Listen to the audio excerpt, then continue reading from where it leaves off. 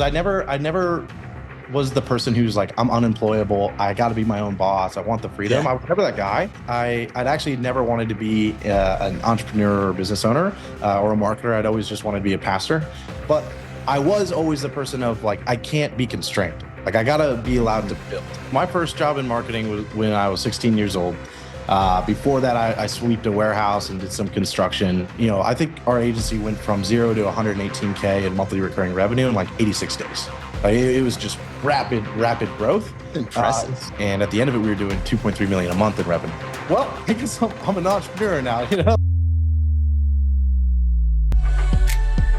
Welcome to ClickFunnels Radio, the podcast that brings you the latest strategies, insights, and success stories from online marketers just like you who utilize funnels to grow their business.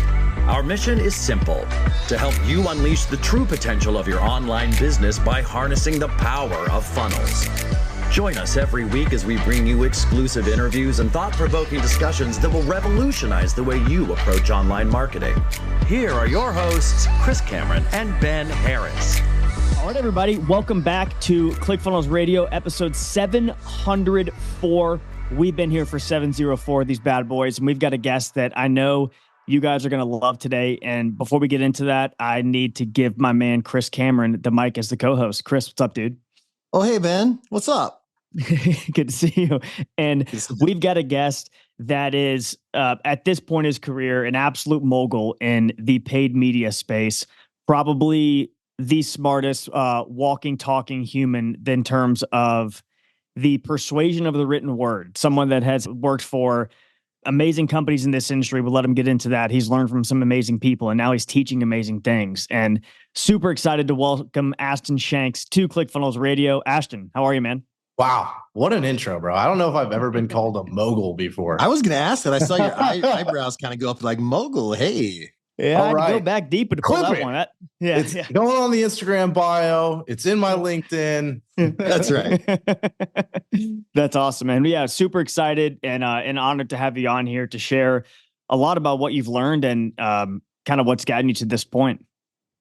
Yeah, man, I'm excited. Where do you want to start? Super cool. I'd want to start from, when you and I guess, personally met.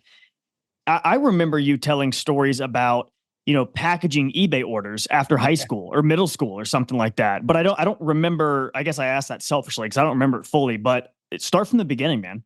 Yeah. So my first job in marketing was when I was 16 years old. Before that, I sweeped a warehouse and did some construction. And I had a buddy who worked at this old lady's house after school. And apparently they sold cell phone parts on eBay. And one day he was like, yo, we need some extra help. Like, could you come over and help us do this? And so went over and, at 16, it's like just one of those fun jobs, right? Like I'm just hanging out in the garage, playing music, sunflower seeds, and I'm just packaging up orders. I'm getting paid. That's cool. Well, the company, they started to grow pretty quickly. And at that point, they're doing like 200,000 a year from a garage. Pretty cool. But they started to grow. We moved into a storefront, and then, 6 to 12 months in, they're like, hey, we should start a marketing department. Ashton, you've worked here the longest. Do you want to be our marketing director? And, at 16, I didn't know what marketing was, but director sounded awesome. So I said yes. And that was my first start into marketing. And I'd always kind of carried that habit of like, whatever I was doing, I wanted to be the best at, right? So like at the warehouse, I was like, I'm going to be the best warehouse sweeper ever, right? It was the same with marketing. And so when I got into it, though, I really fell in love with it. The psychology side of it. I was in high school. I was in debate all throughout high school, and so I loved that side of marketing. And anyway, long story short, that company, I worked there about 3.5 years as their marketing director, and at the end of it, we were doing 2.3 million a month in revenue. No way. And, we at had, like 19 years old. At this point, it would have been 18 years old, or 18, 19 years old. Oh, cool. And I got to learn a lot. And the funniest part about this, though, this is the funniest part. If you look up that company, Flash Technologies, Springfield, Missouri, you'll actually see an article from the Department of Justice about them that says, Nixa woman convicted of $80 million in counterfeit sales. Apparently, at some point, holy cow! Yeah, so we sold cell phone parts, totally legal. The partner was in China, would go to the Apple factory, Samsung, send the parts to the US, and we would sell them on eBay, totally legal. Well, at some point, I guess what happened was they were making so much money, they built their own factories in China and started sending those parts to the US for us to sell. And I never knew. Fake stuff. Yeah. So basically, like 2 years after I left, a friend of mine like texted me. He was like, "Yo, isn't this the company that you helped build?" And so you didn't get named Ashton or anything like. I mean, they definitely must have saw me because I opened them to Amazon. They were all eBay. I opened them to Amazon. I was on bank statements. I know that. But I was a minor, so I never did anything, So that's one of my best case studies. Wow, that's wild, man. Yeah. So that was my first job in marketing. After that, I'd actually never wanted to be an entrepreneur or business owner or a marketer. I'd always just wanted to be a pastor. I just happened to do marketing. And so I then eventually moved to New Orleans, helped plant a church down there as a creative director for them, and then was in sales for Verizon as my job. Then moved to Seattle a little bit later and worked at Verizon there with sales. And this was around the time that the Sam Ovens of the world started to come out, and seeing this thing. I didn't know what consulting was or info, but I just started to recognize it. And then one day, essentially, a buddy of mine was a client of a company called Traffic and Funnels, and started making 20 grand a month doing Facebook ads for people. And I remembered him from school. We were friends. I was like, that guy was kind of a goofball. If he could figure it out, he's making 20 grand a month. Like, I didn't even know people could make a month at this point. But I was like, if he could do it, I could figure it out, because I already had this marketing background. I just never thought I would use it. And so started following them, started figuring things out, was then a digital marketing manager for an agency in Seattle, and managed some really big spend accounts like Google and Dell. And that kind of kicked off the marketing career. Essentially, long story short, eventually moved to Nashville. I got an internship with that company, Traffic and Funnels, that I'd heard about, and worked my way up from intern to copywriter, media buyer, marketing manager, then eventually their director of advertising, and then started my company in 2020, and been doing that ever since. Huge.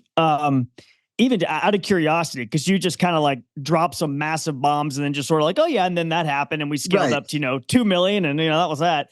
Even from the eBay business, and you mentioned you didn't know anything about marketing, right? You were like, a director sounds pretty rad. What were some things you studied, or maybe some things, a couple of things you implemented that moved the needle there? Yeah, so I think it's a couple of things. One, like I'm a big reader, a big learner. If I obsess over, like if I want to learn something, I kind of obsess over it. And so like I remember the day I got the job, I went to Barnes & Noble and got Jab, Jab, Right Hook by Gary Vaynerchuk, and then Marketing for Dummies. And those were my first 2 books into marketing. And from there, just kind of started consuming everything around it, right? When you're connected to Gary, any of his stuff, like all of a sudden, all these other windows open up.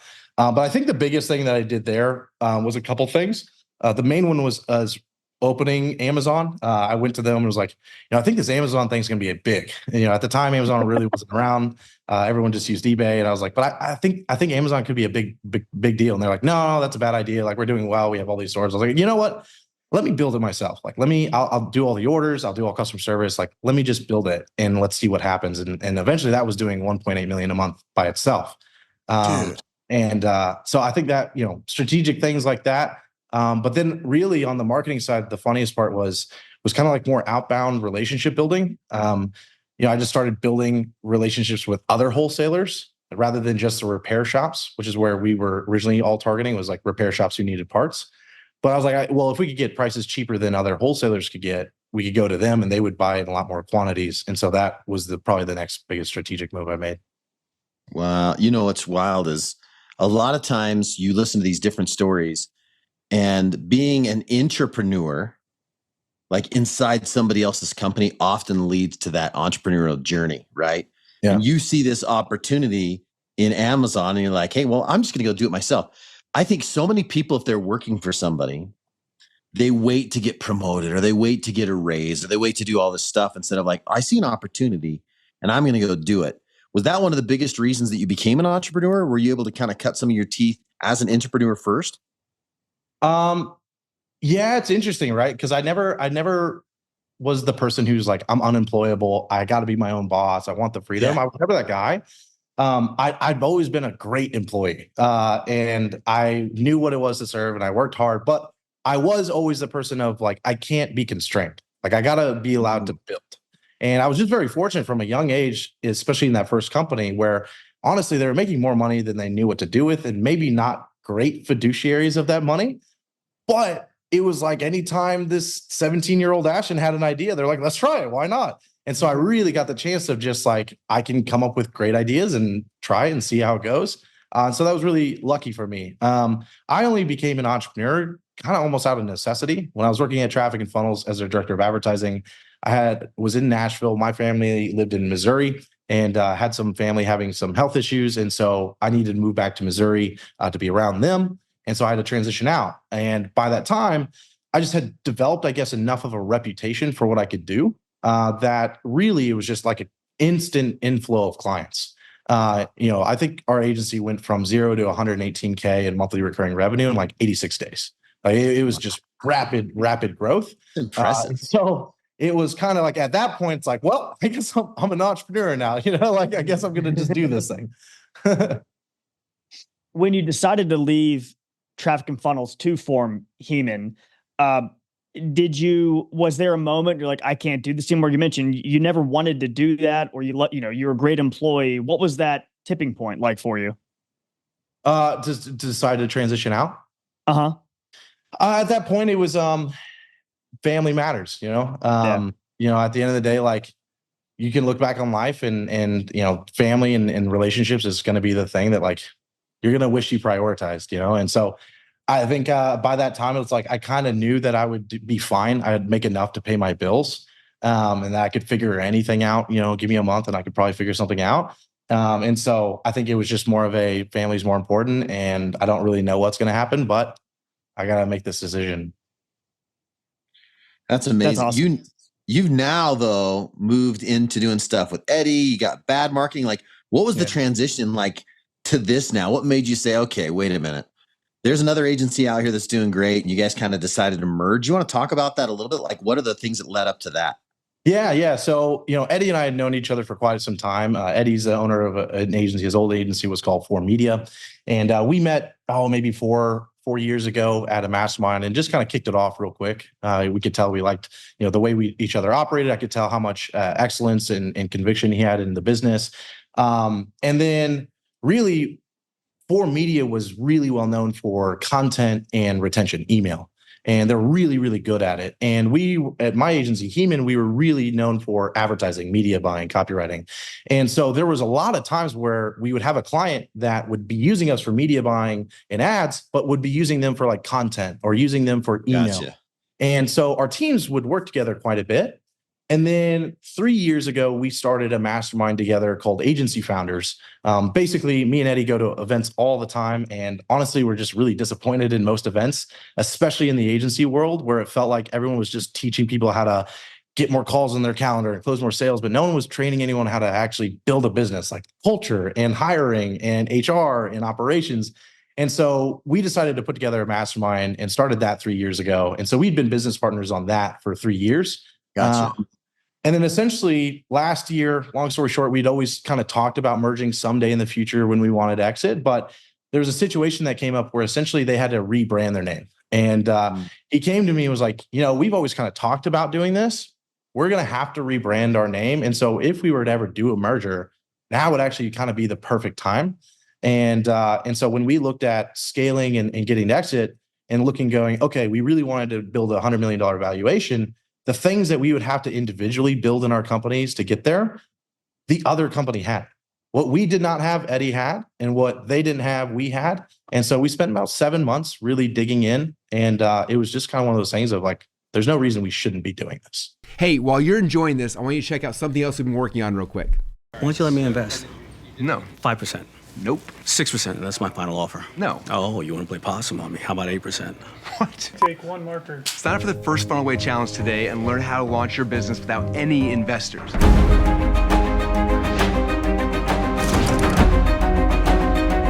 You're supposed to go down in equity, not up. Whatever, 9%. It's great branding too, man. Bad marketing. And what does it stand for? Tell everybody what it stands for. Yeah, it stands for bold and disruptive. So good. It's so good. We just knew that like, what's the brand name? It's like, it's ballsy, it's bold. If you see it on a list with all these other agencies, the big companies are like, which ones should we try? Bad marketing is going to get your attention. It totally back it up. does. Yeah. So, but you have to back it up. Like, you can't just be average. Like, they can't go to your website and be like, You got to be so good that you're bad, like Michael Jackson bad. Exactly. Right? You know what I Exactly. Yeah. Oh, Well, that's awesome. internally in our company, we say uppercase. Is it uppercase? there you go. Yeah. That's awesome. Funny. Well, you guys proved it too at traffic and conversion. Like, I mean, that party too, like these guys rented out this huge space and they gave everybody like, I don't know, what did we get? I got like halved. I don't know. Ben had like double what I had. It must have been the Oh yeah, right. But I don't know. You gave like everybody like $2 or $3 grand or something in chips. And the winner that night, and they had tons of different, like, I think it was all blackjack. And you guys had branding everywhere. And what did the winner come out with? The winner came out with like, I can't even remember how much in chips. Oh, it was like 392,000. Yeah. Holy smokes. It was so much fun. And like, if you guys do everything in your agency the way you do those type of parties, man, you guys are going to be top notch for a long, long time. That was a lot of fun. That was really cool. Thank you. That was a blast for us too. I had a boss one time that told me that, every level is another devil, right? As soon as you ascend, and whether you grow in revenue or size, employees, anything, there's unforeseen, I guess, circumstances that appear where you're like, holy cow, and just everyone's learning, right? Everyone's going through this life learning.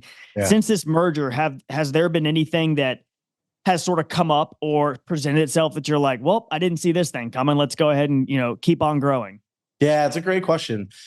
And ironically, it's kind of funny. It might even not sound true, but not really. I think because we had spent so much time vetting this, even behind the scenes before team knew, Eddie and I, like, we had access to each other's QuickBooks for like 6+ months where we could see everything.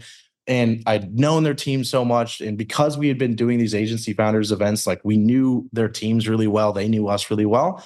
That there really wasn't too many surprises. I think the only thing that has caused friction, or not even really friction, is just more of like, this is tough, is the idea of no longer being a solo founder. When it's like, oh, everything's not on my shoulders.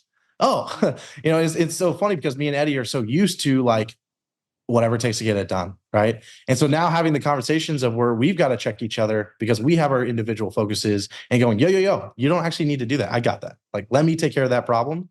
You go do this. I think having that's just been more of like the newer thing of like, oh, that's cool. I'm not the only person that has to deal with this. Cool. That's nice. You mentioned going in like masterminds and everything else. These relationships. It's funny in marketing, and that's Ben's whole job here too, like at ClickFunnels, is these relationships. You also have a mastermind. How important is it? And maybe explain why it's important to be in the right rooms with the right people. What has that done? Obviously, your partnership with Eddie, but beyond that. Yeah, I mean, it's so many things. And realistically, like with Heman, I think that's probably the best way that we've grown is through just going to events, meeting people in person. I think it allows you to build more authentic relationships, and really people, by and large, the more sophisticated they become, the more the relationships matter. Like, they almost care like less about who is the best and like, who do I like working with? Right. Once you kind of accomplish the income part, it's really just like, how do I have fun and how do I have fun with the people I work with? And so I think masterminds really allow that to happen. But also, there's the whole thing from who is Charlie Munger that's like, I'd rather live vicariously through the challenges and problems that other people have had to solve for me. Right. Oh, that's good. And so being able to glean the wisdom from other people has been absolutely massive, and even me in my business career and my short leadership career, I definitely would not have been able to do it without learning the wisdom from other people. I'm 28 years old. I know very little, but I have been able to be good at learning from other people, realizing that I know very little, and being able to be coachable and glean from other people. It's been massive. That's awesome. Have you had a scenario come up? And I had an agency founder tell me this one time where they're like, it's hard to say no when you see that dollar sign on a contract where you mentioned you want to work with people that you like, and it could, this may, in this scenario I'm describing, could not be a personality issue, just whether it's a service issue or something where like, this may be a pain to take on this client, but the money could be worth it. Have you had a scenario where you have had to turn it away and actually say no? Oh, plenty. Yeah, plenty of times now. And I think, that's why it's so important for business owners to really try to solve. I also want to know what's the biggest number you turned down. Sorry, I didn't mean to cut you off, but dude, that'd be crazy. Yeah. So, I mean, starting with, I guess, the side of like turning it away, this is why it's so important for business owners to really try to get opportunity volume down first. Like as a CEO, especially if you're in info, things like that, like to nail opportunity volume, it's so important because that is the thing that allows you to say no, right? Whereas on the opposite side, people don't have opportunity flow and they're forced to say yes when they should have said no. And A, it creates the bad reputation in the marketplace, but B, it's so much stress, so much headache, and no one wins in that situation. So for us, we have to do this honestly quite often inside of our info division because we have a performance side where the retainers are solid. They're normally anywhere from 20K a month plus 25 to 35% of net profit. And so every deal is highly, highly valuable to our company. I mean, we're talking 7 figures a year if you look at it. And so really on those deals, though, we've had several. Now it feels like maybe once a month where they're willing to do it. They're in on it, but we don't like the business or we don't trust the business. Or the founder itself we just know is going to be a headache. And the lens that Eddie and I have to have now is it's our team dealing with them. It's not us, right? And so even if Eddie and I have the skill and we know how to work these people, we've been around these people enough, we understand it's not going to be us working with them. And it's going to be our team. And if we burn out the team or we overstress the team or we churn team because they don't like working there, it's way more costly than the revenue that we'll earn from this client. That's wild. And even on the flip side of that coin, have there been clients that you now have taken on to where, let's just say dollar wise, and this maybe not something that happened recently, but just in your career towards like, they're really not going to move the needle for us in our bank account, but I can tell, thinking long-term here that this would lead to bigger growth for our company, rising tide lifts all ships, right? Yeah. Are you thinking that they would just be a pleasure to work with, anything like that? Yeah, absolutely. Plenty of times that you'll make that decision is like, this especially happens as in agencies of clients that you've had forever, right? Like you had them 4 years, right? When you were charging nothing, but you've just kept giving them the same cost over and over again, and eventually becomes relationship. But there are other times where you can just see the potential if you have a performance incentive. We have several right now. It's like, we might be breaking even on payroll. However, we know this business can scale. We know that they're willing to scale if we can crack the results. And if we can, the upside is massive, right? Right. So we've had even one now that like it's taken 7 months to really get it to a place of, holy cow, now it's really, really awesome for our business. But when it started, man, it was just baseline level retainers. But now it's like, now they're spending 20 grand a day. And now we're getting percentages of all of it. And it's like, oh, it's all paid off. And so you got to choose wisely. Sure. Definitely got to pick your battles.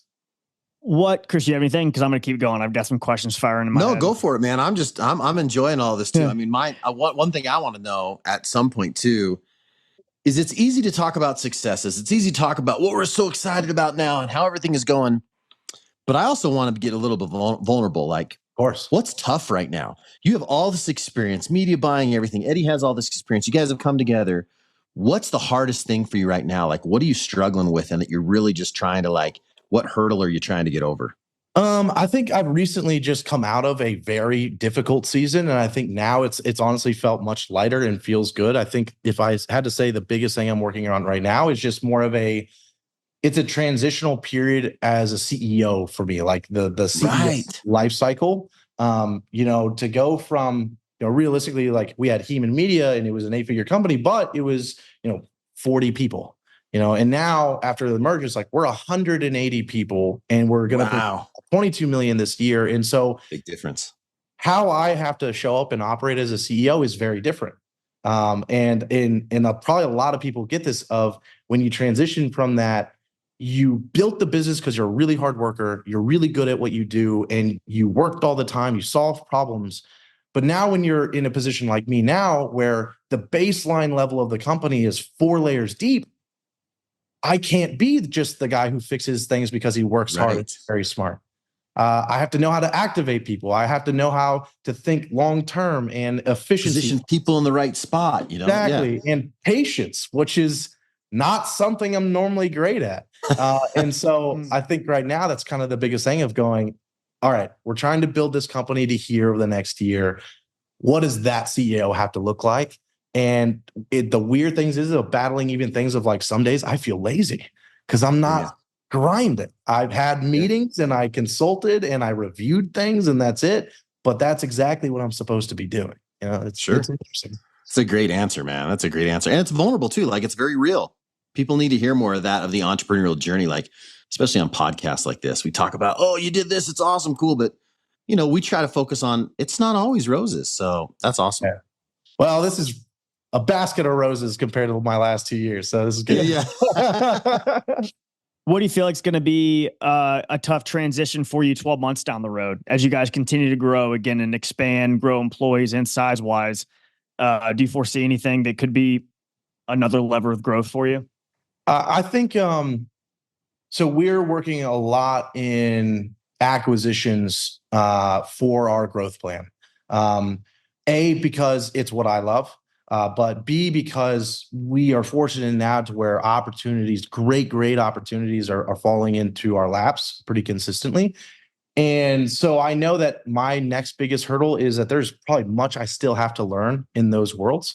And being able to even just understanding the lingo and understanding reading cap tables better and understanding multi-dimensional P&L sheets that have many subsidiaries underneath them and leading up into one org. And so there's a lot of things there, I think, but also probably discipline and wisdom. You know, it's when you haven't had a, you know, realistically, you look back 6 years, 7 years ago, I had nothing. You know, I was a nobody. And so when you have that like very quick trajectory, there's that very, very real danger of like confidence is here, but skill is actually down here. And so I'm trying to be very conscious of that and make sure that I don't make dumb mistakes. That's a very mature mindset, dude. Very mature mindset. You know, that's any superhero too. When they first get their powers or whatever, right? They're trying to figure this out. That old Spider-Man quote, like, with great power comes great responsibility. And dude, you've kind of experienced this. You're only 28. And you've got to figure out, man, how to wield that for good, how to have impact and income. And so I think that's a mature way to look at it. I appreciate that, man. Appreciate it. What would you say to somebody, and maybe I speak from the ClickFunnels lens, because sometimes you see, I'm sure you can test this as well, a lot of people when they're beginners choose agency route, right? Low barrier for entry, right? There's not a lot of cogs involved when you're starting out, right? You're only using your wisdom that you've accumulated up to this point. For someone you 6 years ago that is trying to start their own agency, what would you tell them to do?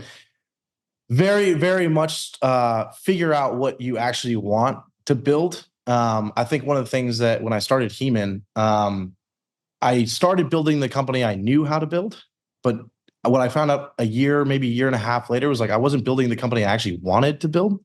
And what that just means is like we were very successful, but when I looked at my life, the way I showed up to work, the way I led other people, our culture internally, it wasn't what I would actually have wanted. It's just what I knew. And so I think it's very important for people who like start the agency route or even just start any business is be very clear of like, what are you trying to build this thing to do? Like, what is it doing for you? If you don't figure out what you want the business to do for you, you're just going to be doing it for it. And it's going to have the control and you're going to work all the time and you're not going to be happy about your life. And, if you're not careful, it's very quick to do that because most people who are entrepreneurs are workaholics. It's just who we are. And it's not necessarily to say that that's a bad thing. It's just saying that that superpower that you have to be able to work 18 hours a day and love it can also be the thing that you wake up one day and be like, I hate my life. What am I doing? True. So if you can start that way, it's great because a lot of people who start an agency and say they want to build an agency, really, they probably should just be a freelancer because you can make the 30 to 40K a month very easily, work very little, and like you're great. But you want agency. Agencies are HR companies. They're not marketing companies. And that's what a lot of we're seeing other agency owners now of going like, all I just want to do is marketing, but I have to do ops. I have to do sales. I have to manage people. I hate this. This is terrible. I'm like, yeah, because you just wanted to make money doing marketing, but that doesn't mean you wanted to build a business. It's different. Big difference. Is that what you mean when you say they're HR companies? Yeah, like agencies live and breathe off the talent they have within their company. There's only so many accounts Ashton Shanks can run. And if I want to grow and I want to maintain reputation, I have to find other people that can have really, really good results to maintain brand, maintain reputation. And so basically all my job is to find great talent, steward great talent, activate great talent, and make sure that our talent is always great, because that's the only way we're going to maintain a great reputation. And so all our job is managing people. That's it. Wow.